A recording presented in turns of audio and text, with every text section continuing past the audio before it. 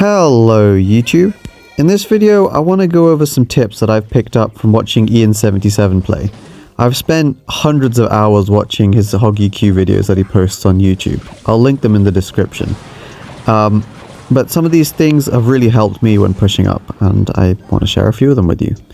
So the first tip that I want to learn comes from especially being a 2.6 player are the firecracker placements. When I first started playing HogEQ, I would play my firecracker almost like a musketeer between the towers, and I wouldn't properly utilize the firecracker's pushback mechanic. When you're defending large pushes, especially golem pushes, elixir golem pushes, or just pushes where there's a lot of troops coming at you, one of the biggest mistakes that I made, and I've realized after watching Ian77 play, is that I used to play my firecracker between my towers. And I don't mean, like a high up between my towers. I mean in the musketeer placement, literally in line with my towers between them. Now, the reason why this isn't good is because the trajectory for the firecracker shot gets completely messed up when you do this. It doesn't actually hit something. I don't know if you guys have played HogEQ, but sometimes you use your firecracker and you're like, why is it not hitting anything? It's just, hitting nothing. The biggest example I can think of off the top of my head is against Royal Recruits. When you have Royal Recruits crossing the bridge and you try playing a firecracker in the middle, it oftentimes just hits one recruit and you're like, come on firecracker, please do something. But that's really just your own fault for misplaying the actual placement. And that's something that took me a while to figure out. And I wish someone had told me, but hey, that's why I'm making this video. So that's my first tip, is that you want to play your firecrackers closer to your towers. Sort of like the skeleton's placement to fully counter a bandit, like 3 tiles from your tower. Kind of like that sort of placement works well when defending good big pushes. And you can play it on either side of your tower. I mean, it kind of is situational whether you play it on the left side of your tower or right side. You want to space out your troops as much as possible. But as long as you're not playing it directly in the middle, chances are you'll probably hit stuff. Now, this isn't a hard and fast rule. There are times where you actually do want to play a firecracker in the middle, and those times are usually when you want your firecracker to go in the opposite lane, so that's definitely a thing. If you play your firecracker a little bit higher up in the middle, when it shoots, the knockback will push the firecracker into the other lane, and that can sometimes be useful. I do that often against the queen, that sometimes I go for a high firecracker against a queen. Then, because the firecracker outranges the queen, it forces them to pop their queen ability, and then I just go in the opposite lane, and that queen is now somewhat useless because, without the queen ability, it's not that strong. So yeah, that's my first tip, is correct firecracker placements and not playing it in the middle between your towers. Low. The second tip that I want to give is very specific, but it's just something that I noticed when watching Ian play, is that against skeleton barrels, the vast majority of the time he actually goes for a firecracker against it and doesn't just log. And after trying to analyze the reasoning behind it, I think usually it's because skeleton barrel is almost always used in bait decks, and you don't want to waste your log on the skeleton barrel because then you're going to have a difficult time defending like a goblin gang or goblins or spear goblins and stuff like that. So this is a short tip, but don't use your log against skeleton barrels. So the third tip that I learned from Ian is really to do with your Tesla placements. Now, as a cannon player, the cannons, I don't know what it's called, I guess hitbox or whatever you want to call it, like tile radius, I guess you could say, is very different to the Tesla. The Tesla is a 2x2 building, whereas almost all the other buildings, I think, are 3x3. And so it feels very different when placing it down, and knowing, the different tile placements for a Tesla against different matchups is crucial to actually winning those games. So, for example, against HogEQ, against EQ and Lightning decks, playing your Tesla 1 tile from the bridge up high in between your towers will keep that Tesla outside of Lightning and Earthquake range. Against things like Sparky and Goblin Giant and decks like that, you want to play your Tesla 5 tiles from the bridge is just like the deepest position that a Tesla will pull tanks. 4 tiles from the bridge is where a Tesla won't get hit by a fireball, and if you can play your Tesla 4 tiles from the bridge and 1 to the opposite side of the push they're going in, so let's say they're pushing on the left side, and you go for a Tesla 4 tiles from the bridge in the middle and then one to the right, that will pull Goblin Giants, for example. And then I think you can even pull it one further away, and that will pull E-Giants. So knowing your exact Tesla placements and not having to think about it, and knowing what the best Tesla placements are for different matchups, makes a massive difference, because your Tesla will stay alive for longer and therefore get more value. And it'll also be outside of spell range. So that's my third tip. The fourth thing that I picked up from watching Ian, and this is something that I think is very underrated about Ian's gameplay, is his ability to use defensive hogs. Hog EQ cycle is kind of strange, and it feels a lot less intuitive than 2.6.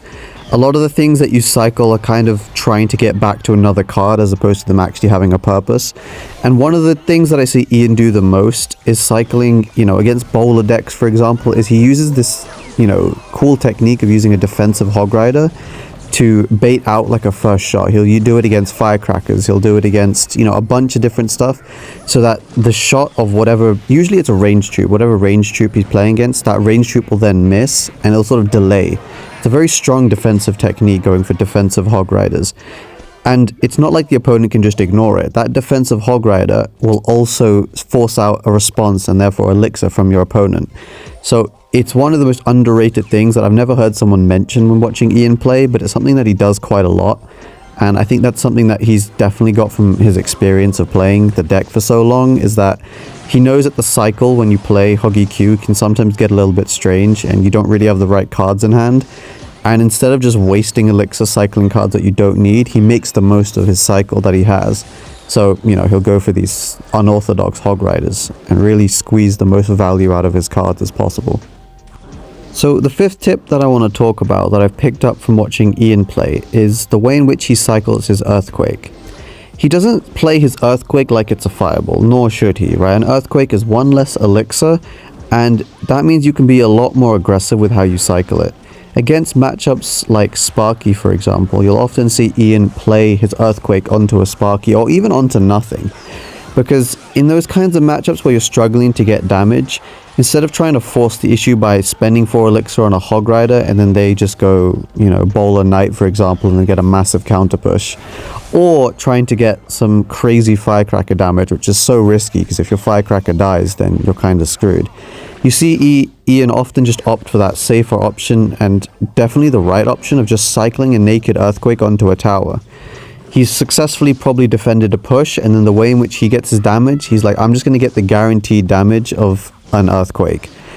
And it's something that, again, I don't see enough Hog EQ players doing, myself included. And it's, we get so obsessed with trying to cycle hogs and get hogs to the tower.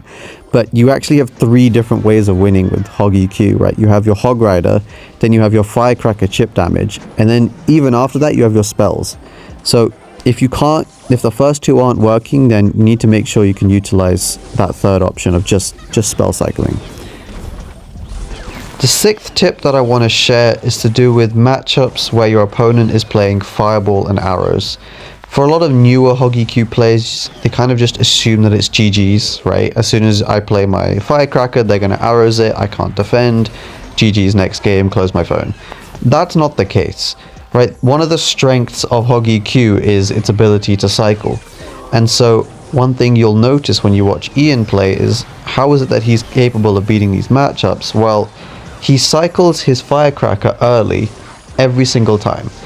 So in those specific matchups, let's say like Lava Hound, where they're running both, you'll notice that he'll cycle his Firecracker, he'll prioritize cycling that Firecracker early every single time, so that if they Arrows it, he's able to outcycle them. He can then go for a Hog Rider and do some stuff on offense, and whilst he's cycling cards, he will get back to his Firecracker before his opponent gets back to Arrows.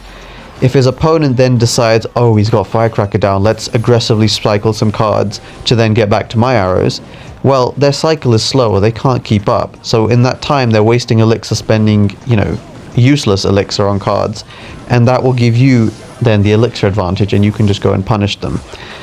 The way in which you can abuse those matchups is really the abuse of the Firecracker. The Firecracker is so stupid that, if they don't have a good way of killing it, if they don't have a good cycle, like they don't have Arrows in hand, that Firecracker will get so much value, especially if you're able to clump everything together. It's like an executioner sometimes. It's crazy. So making sure you're stacking firecrackers and constantly cycling them, and cycling them quite aggressively. Like if you have a bunch of cards, you don't need to cycle your cycle cards like Ice Spirit and Skeletons. You can go for a firecracker sometimes. It all depends on the matchup, but especially the ones where they're running arrows, that's usually a pretty good idea. And then also being aggressive, right? You're not going to fully defend. Against these decks where they have arrows and fireball, you're not going to be able to take no damage. You're not going to have a flawless game. But what you can do is make sure you get more damage than they can. So in that instance where they're trying to get back to their arrows as quickly as possible to kill the firecracker, you should then be going in for your Hog Riders. You should then be going in to punish them, to force them into a decision of, are they going to just defend and try and defend my Hog Rider, or are they going to try and cycle to get back to their arrows to try and kill my firecracker and then give me an easy defense? Either one is good for you. So making sure you're forcing your opponents into decisions, yeah, that's my sixth tip. The seventh and final tip I want to give is to do with when you should cycle your tank. In this case, our knight is our best tank in our deck. So often you find yourself in a cycle where, you know, they'll go Mega Knight in the back, or they'll Mega Knight the bridge, and you're not really sure, should I be cycling a tank or should I be just using my cycle cards? After watching Ian play for so long, I kind of noticed that he's quite, you know, passive in the way he cycles his tank. He tends to prefer keeping it in hand for when he really needs it. And so, unlike your firecrackers, you shouldn't be too aggressive in cycling your tanks. It's changed a little bit with this introduction of double evolutions, where now, you know, trying to get your Evo Knight as quickly as possible can also be beneficial. But even more importantly than just being aggressive with cycling your tanks is making sure you have it when you need it.